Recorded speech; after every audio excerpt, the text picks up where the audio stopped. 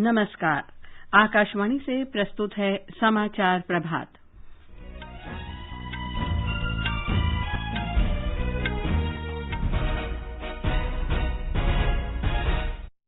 प्रधानमंत्री नरेंद्र मोदी आज फिनलैंड के प्रधानमंत्री सना मरीन के साथ शिखर बैठक करेंगे।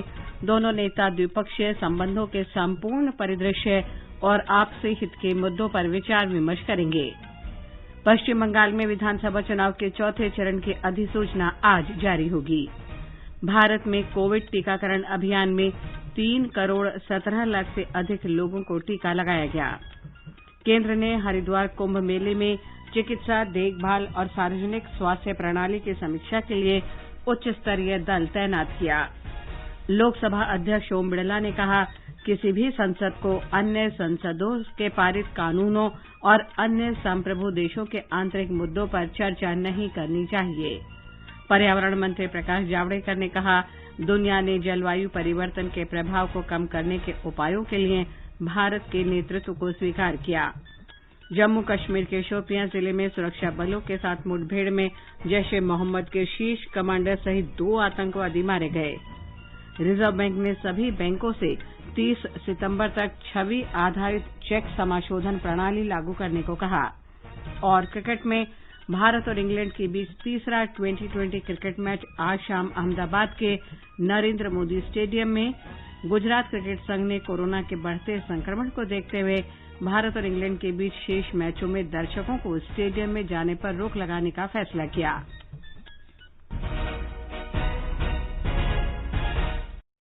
समाचार प्रभात में विशाल शर्मा के साथ मैं लवलीन निगम। कोविड महामारी के खिलाफ देश एकजुट होकर लड़ रहा है। आप भी हमारे साथ सुरक्षा और बचाव के 3 आसान एहतियाती उपायों का संकल्प लें। मास्क पहनें, 2 गज दूरी है जरूरी, सुरक्षित दूरी बनाए रखें, हाथ और मुंह साफ रखें। और अब समाचार विस्तार से। प्रधानमंत्री नरेंद्र मोदी आज फिनलैंड के प्रधानमंत्री सना मरीन के साथ वर्चुअल शिखर बैठक करेंगे। इस बैठक में दोनों नेता द्विपक्षीय संबंधों के संपूर्ण परिदृश्य पर चर्चा के अलावा आपसी हितों के क्षेत्रीय और वैश्विक मुद्दों पर विचार विमर्श करेंगे। हमारे संवाददाता ने बताया है कि इस बैठक के जरिए भविष्य में भारत और फिनलैंड के बीच सहयोग के विस्तार का खाका तैयार किया जा सकेगा। डिजिटल माध्यम से होने वाली इस वार्ता के दौरान दोनों नेता द्विपक्षीय समझौतों को विस्तार देने के भावी मसौदे की रणनीति तैयार करेंगे। श्री मोदी और सुश्री मरीन द्विपक्षीय संबंधों के विभिन्न आयामों और आपसी हित के क्षेत्रीय और वैश्विक मुद्दों पर विचारों का आदान प्रदान करेंगे। यह सम्मेलन भारत और फिनलैंड के बीच सहयोग संबंधी विविध मुद्दों और इसके भावी विस्तार का रूपरेखा तैयार करेगा। भारत और फिनलैंड के बीच लोकतंत्र के साझा मूल्यों, स्वतंत्रता और नियम आधारित अंतर्राष्ट्रीय व्यवस्था पर आधारित गहरे और मैत्रीपूर्ण संबंध हैं। दोनों देशों के बीच व्यापार और निवेश, शिक्षा, नवाचार, विज्ञान और प्रौद्योगिकी के साथ ही शोध और विकास के क्षेत्र में बहुत नजदीकी सहयोग है। भारत और फिनलैंड के बीच सामाजिक चुनौतियों का सामना करने के लिए आर्टिफिशियल इंटेलिजेंस आधारित क्वांटम कंप्यूटर के संयुक्त विकास के लिए पहले से सहयोग जारी है। भारत में फिनलैंड की करीबन 100 कंपनियां टेलीकॉम,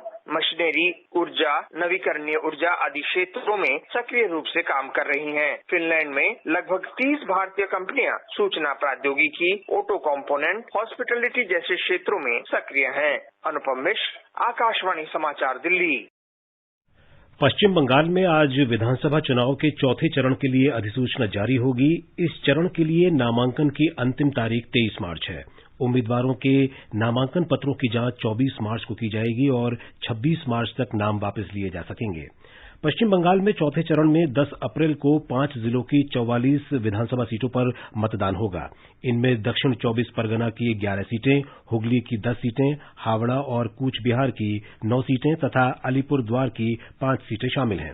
राज्य में पहले 2 चरण के चुनावों के लिए प्रचार तेज हो गया है। सभी पार्टियों के स्टार प्रचारक राज्य में लगातार जनसभाएं कर रहे हैं। पश्चिम बंगाल के बांकुरा में आज भारतीय जनता पार्टी के अध्यक्ष जगत प्रकाश नड्डा की जनसभा है। वरिष्ठ भाजपा नेता और केंद्रीय गृह मंत्री अमित शाह असम में एक कार्यक्रम में हिस्सा लेने के बाद कल देर रात शाम को कोलकाता पहुंचे। उन्होंने रात में जेपी नड्डा की मौजूदगी में राज्य के भाजपा नेताओं के साथ बैठक की। दूसरी तरफ भारतीय कम्युनिस्ट पार्टी, मार्क्सवादी, कांग्रेस और तृणमूल कांग्रेस जैसे अन्य राजनीतिक दलों के स्टार प्रचारक भी मतदान के चरणों के हिसाब से अलग अलग जिलों में चुनाव प्रचार करेंगे।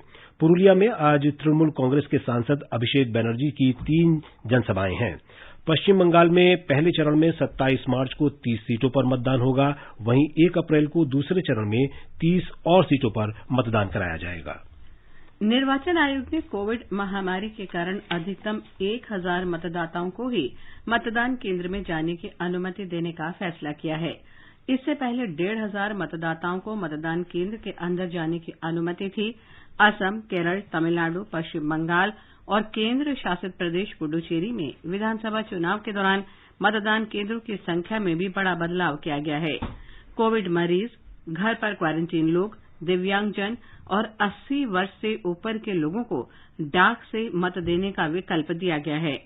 आयोग ने वामपंथी उग्रवाद से प्रभावित क्षेत्रों को छोड़कर सभी विधानसभा सीटों पर मतदान की अवधि 1 घंटा बढ़ाने का फैसला भी किया है। केंद्र शासित प्रदेश पुडुचेरी में 6 अप्रैल को होने वाले विधानसभा चुनाव के लिए कल 27 उम्मीदवारों ने नामांकन पत्र दाखिल किए। ब्यौरा हमारे संवाददाता से। एनआर कांग्रेस के अध्यक्ष एन रंगास्वामी उन लोगों में शामिल हैं जिन्होंने थत्तनचावड़ी निर्वाचन क्षेत्र से अपना पर्चा भरा है। कोऑपरेटिव रजिस्ट्रार कार्यालय में पर्चा भरने के बाद श्री रंगास्वामी ने संवाददाताओं को बताया कि वे थत्तनचावड़ी और यानम निर्वाचन क्षेत्रों से चुनाव लड़ेंगे। वे यानम के लिए 17 मार्च को नामांकन दाखिल करेंगे। डीएमके के पूर्व विधायक शिवानी विलयानूर से और डीएमके नॉर्थ के संयोजक एसपी शिवकुमार ने राजभवन निर्वाचन क्षेत्र से अपने पर्चे भरे हैं। कांग्रेस के पूर्व विधायक जयामूर्ति ने अरियान कुप्पन और आर अनंतरामन ने मनवेली निर्वाचन क्षेत्र से नामांकन भरे हैं। कांग्रेस के पूर्व विधायक जॉन कुमार ने भी कल पर्चे दाखिल किए। श्री कुमार और उनके पुत्र रिचर्ड हाल ही में भाजपा में शामिल हुए थे। इस बीच कांग्रेस के नेतृत्व में सेक्युलर डेमोक्रेटिक अलायंस के बीच सीटों को लेकर समझौता हो गया है और थत्तनचावड़ी सीट सीपीआई को दे दी गई है। उझावर कराई सीट विदुथलाई सिरुथाईगल काटची को आवंटित की गई है। पुदुचेरी से चंद्रमोहन की रिपोर्ट के साथ समाचार कक्ष से मोहम्मद जुबैर। तमिलनाडु में विधानसभा चुनावों के लिए 93 महिलाओं सहित 600 से अधिक उम्मीदवारों ने नामांकन पत्र दाखिल किए हैं। मुख्यमंत्री ई पलनीसामी, डीएमके नेता एमके स्टालिन सहित राज्य के कई मंत्रियों तथा एमएनएम के नेता अभिनेता कमल हासन, एएमएम के नेता टीटीवी दिनाकरन ने पर्चे भरे। असम के मुख्य निर्वाचन अधिकारी नितिन खाडे ने आगामी विधानसभा चुनाव प्रक्रिया में मतदाताओं की व्यापक भागीदारी पर जोर दिया है। इसके लिए कई कदम उठाए गए हैं। उन्होंने गुवाहाटी में 3 झांकियों को हरी झंडी दिखाकर रवाना किया। इसमें विशेष रूप से डिजाइन किए गए दृश्य प्रदर्शन और सजीव प्रदर्शन शामिल हैं, जो असम के सभी जिलों में चुनाव संबंधी जागरूकता अभियान चलाएंगे और मतदाताओं से अपने अधिकारों के प्रयोग की अपील करेंगे। भारत ने कोविड महामारी से निपटने में एक महत्वपूर्ण लक्ष्य हासिल कर लिया है। दुनिया के सबसे बड़े टीकाकरण कार्यक्रम के तहत देश में अब तक 3 करोड़ 17 लाख से अधिक लोगों को टीका लगाया जा चुका है। देशव्यापी कोविड टीकाकरण के 59वें दिन कल वैक्सीन की कुल 18,63,623 खुराकें दी गईं। गुजरात में कल 1,07,323 लोगों को कोविड रोधी टीका लगाया गया।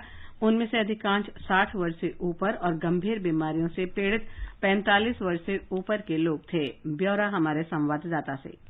स्वास्थ्य विभाग के सूत्रों के अनुसार राज्य में अब तक 20,69,918 लोगों को टीके की पहली खुराक और 5,15,842 लोगों को टीके की दूसरी खुराक दी जा चुकी है। इस बीच गुजरात में पिछले 24 घंटों में कोविड-19 संक्रमण के 890 नए मामले दर्ज हुए, जबकि 594 मरीजों को ठीक होने के साथ अस्पतालों से छुट्टी दी गई। राज्य में अब तक 2,69,955 मरीज कोविड-19 से ठीक हो चुके हैं। इस वक्त राज्य में 4,717 सक्रिय मामले हैं, जिसमें से 56 मरीज को वेंटिलेटर पर रखा गया है। राज्य में पिछले 24 घंटों में संक्रमण के सबसे अधिक 262 नए मामले सूरत में दर्ज हुए। योगेश पंड्या, आकाशवाणी समाचार, अहमदाबाद।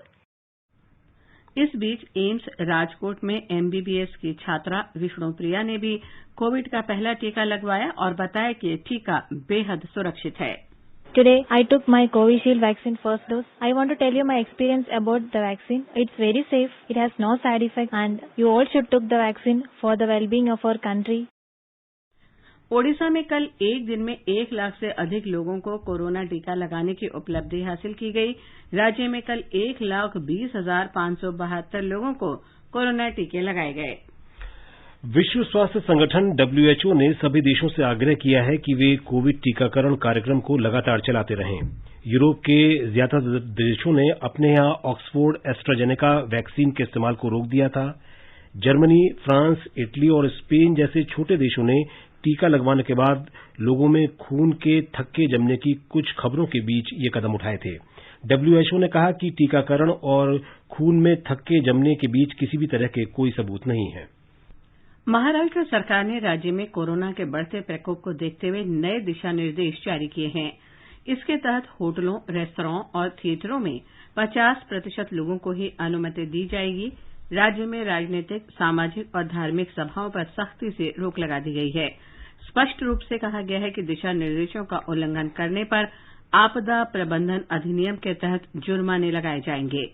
ब्यौरा हमारे संवाददाता से। कोरोना संक्रमण के रोकथाम के लिए महाराष्ट्र सरकार के ताजा दिशा निर्देशों के अनुसार केवल 50 लोगों को ही शादी के समारोह में शामिल होने की अनुमति दी गई है। वहीं अब केवल 20 लोग ही अंतिम संस्कार में शामिल हो सकते हैं। इन दिशा निर्देशों में ये भी स्पष्ट किया है कि स्वास्थ्य सेवाओं और आवश्यक सेवाओं से संबंधित कार्यालयों को 50% की क्षमता पर काम करना चाहिए। इसके अलावा धार्मिक स्थलों के प्रबंधन या ट्रस्ट को आने वाले व्यक्ति की संख्या को सीमित करने के निर्देश दिए गए हैं। सिनेमा हॉल, रेस्तोरें और शॉपिंग सेंटर में आने वाले लोगों को मास्क पहनना अनिवार्य कर दिया गया है। सरकार ने एक बार फिर इन प्रतिष्ठानों को हर आने वाले व्यक्ति के तापमान को मापने के लिए निर्देशित किया है और ये सुनिश्चित करने को कहा है कि वे बीमार व्यक्ति को इन स्थलों पर प्रवेश न दे। सार्वजनिक रूप से विभिन्न सुविधाजनक स्थानों पर पर्याप्त हैंड सैनिटाइजर रखने का भी निर्देश दिया गया है। हर समय सभी व्यक्ति के लिए सामाजिक दूरी बनाए रखने के साथ ही मास्क पहनने आदि नियमों का सख्ती से पालन हो, इस पर निगरानी के लिए इन प्रतिष्ठानों में पर्याप्त संख्या में सुरक्षा की उपस्थिति सुनिश्चित करने के लिए कहा गया है। ये दिशा निर्देश 31 मार्च 2021 तक लागू रहेंगे। देवप्रिय भट्टाचार्य जी, आकाशवाणी समाचार, मुंबई।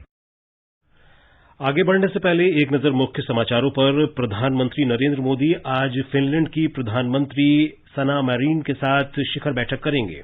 दोनों नेता द्विपक्षीय संबंधों के संपूर्ण परिदृश्य और आपसी हित के मुद्दों पर विचार विमर्श करेंगे। पश्चिम बंगाल में विधानसभा चुनाव के चौथे चरण की अधिसूचना आज जारी होगी।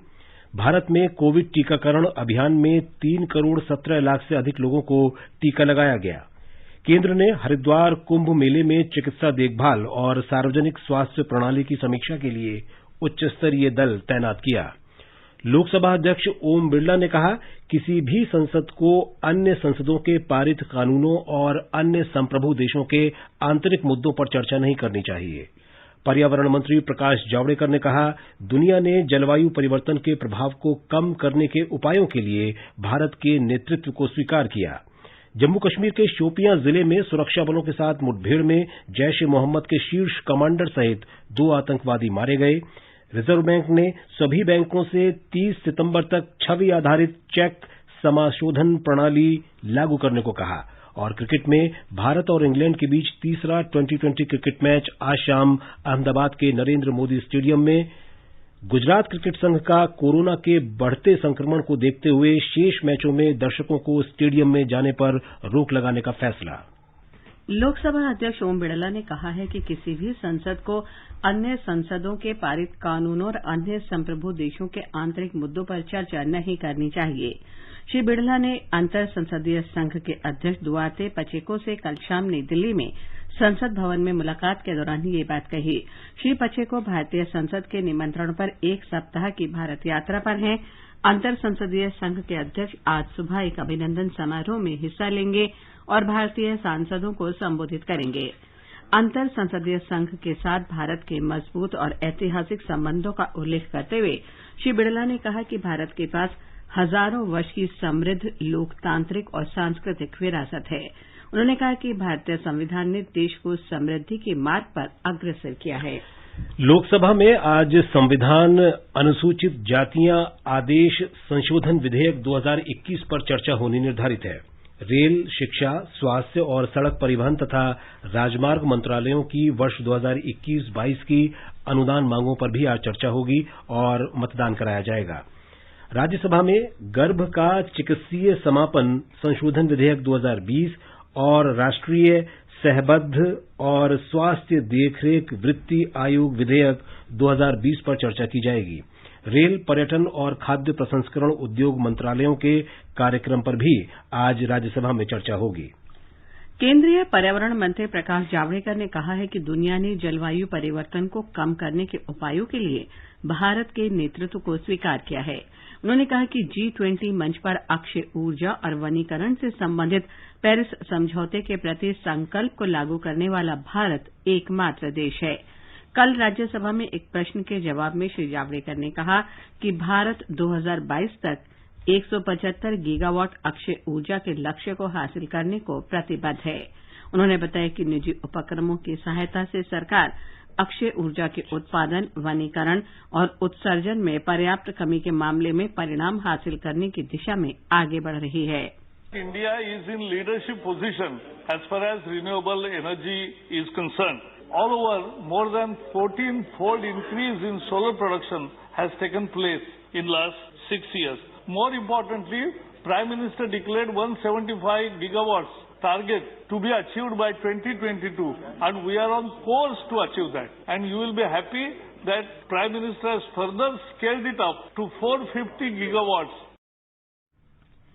इस साल चमोली जिले में हुए हिमस्खलन पर एक अन्य प्रश्न का जवाब देते हुए श्री जावड़ेकर ने सदन को बताया कि सरकार ने हाल के वर्षों में ऊपरी गंगा क्षेत्र में किसी भी नई परियोजना को मंजूरी नहीं दी है।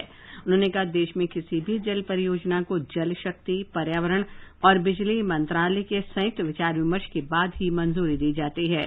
श्री जावड़ेकर ने कहा कि चमोली जिले की आपदा के लिए केवल जलवायु परिवर्तन को ही जिम्मेदार नहीं ठहराया जा सकता।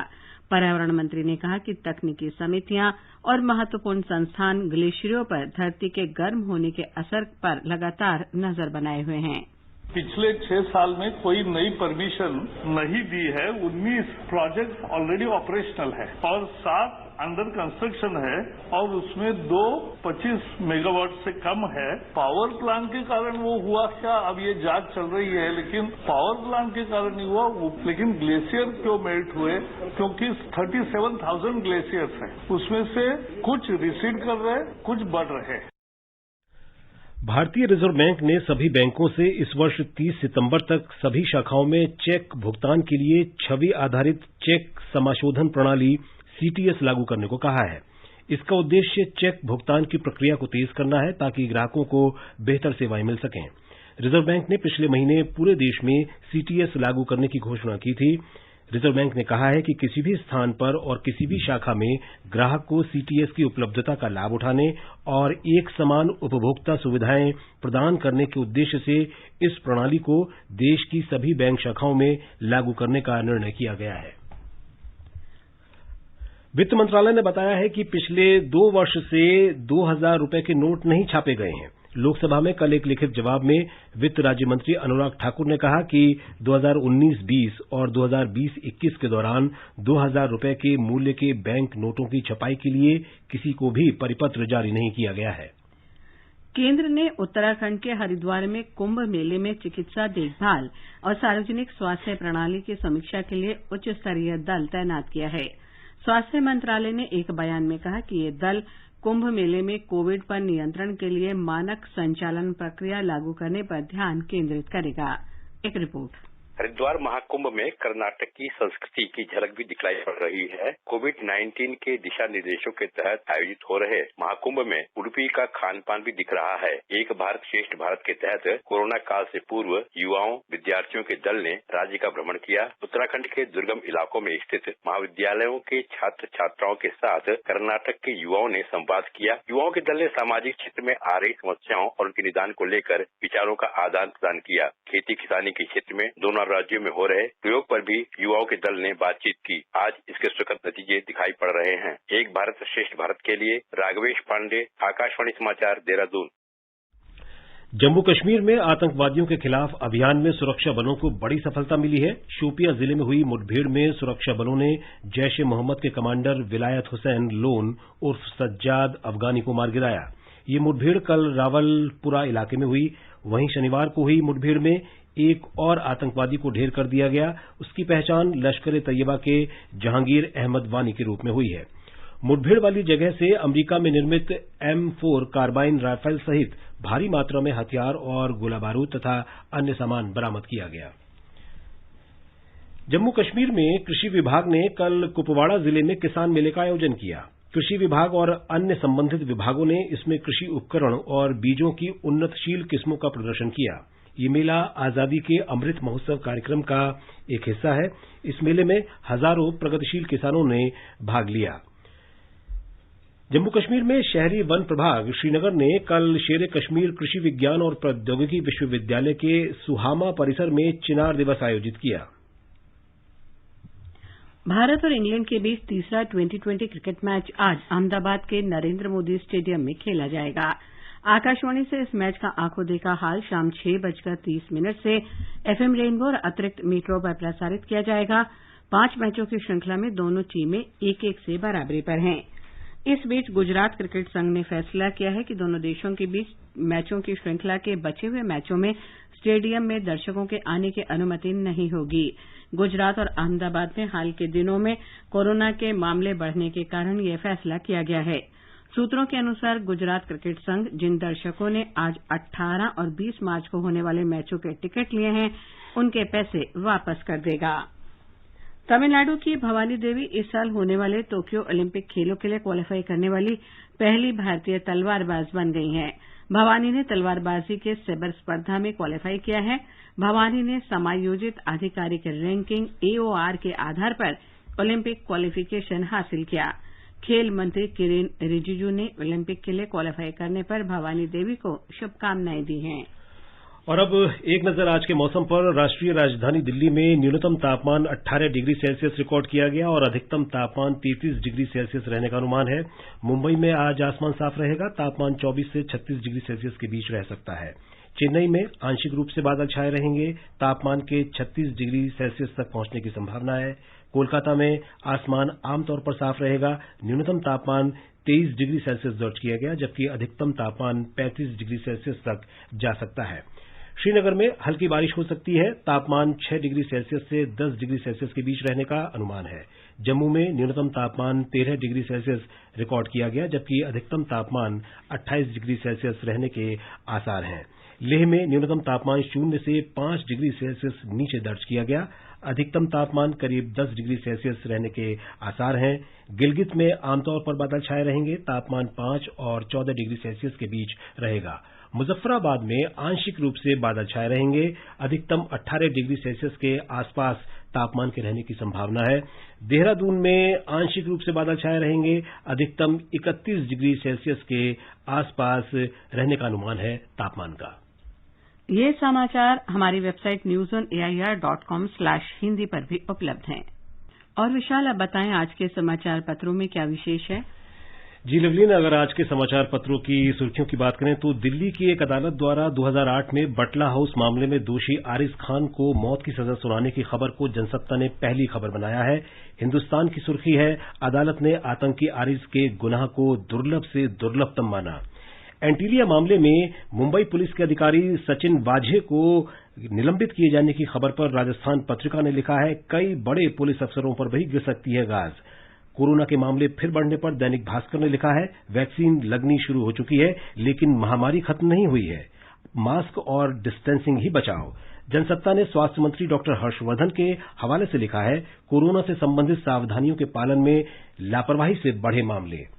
राजस्थान पत्रिका कहता है कि प्रधानमंत्री इस संबंध में बुधवार को मुख्यमंत्रियों के साथ वीडियो कॉन्फ्रेंस के माध्यम से बैठक करेंगे। नवभारत टाइम्स की खबर है, एक दिन में 21,000 से ज्यादा लोगों ने लगवाई वैक्सीन।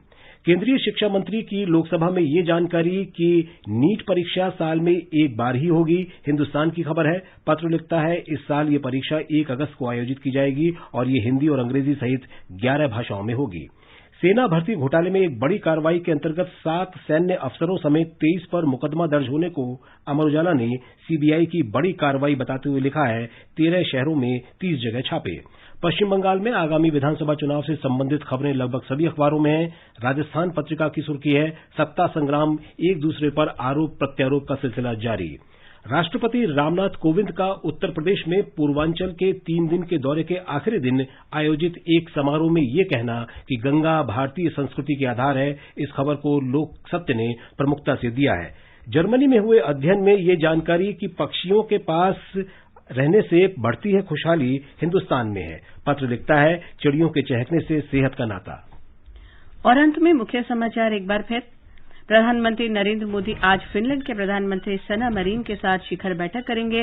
दोनों नेता द्विपक्षीय संबंधों के संपूर्ण परिदृश्य और आपसी हित के मुद्दों पर विचार विमर्श करेंगे। पश्चिम बंगाल में विधानसभा चुनाव के चौथे चरण की अधिसूचना आज जारी होगी। भारत में कोविड टीकाकरण अभियान में 3 करोड़ 17 लाख से अधिक लोगों को टीका लगाया गया। केंद्र ने हरिद्वार कुंभ मेले में चिकित्सा देखभाल और सार्वजनिक स्वास्थ्य प्रणाली की समीक्षा के लिए उच्च स्तरीय दल तैनात किया। लोकसभा अध्यक्ष ओम बिड़ला ने कहा, किसी भी संसद को अन्य संसदों के पारित कानूनों और अन्य संप्रभु देशों के आंतरिक मुद्दों पर चर्चा नहीं करनी चाहिए। पर्यावरण मंत्री प्रकाश जावड़ेकर ने कहा, दुनिया ने जलवायु परिवर्तन के प्रभाव को कम करने के उपायों के लिए भारत के नेतृत्व को स्वीकार किया। जम्मू कश्मीर के शोपियां जिले में सुरक्षा बलों के साथ मुठभेड़ में जैश-ए-मोहम्मद के शीर्ष कमांडर सहित 2 आतंकवादी मारे गए। रिजर्व बैंक ने सभी बैंकों से 30 सितंबर तक छवि आधारित चेक समाशोधन प्रणाली लागू करने को कहा। इसके साथ ही समाचार प्रभात का ये अंक समाप्त हुआ। नमस्कार।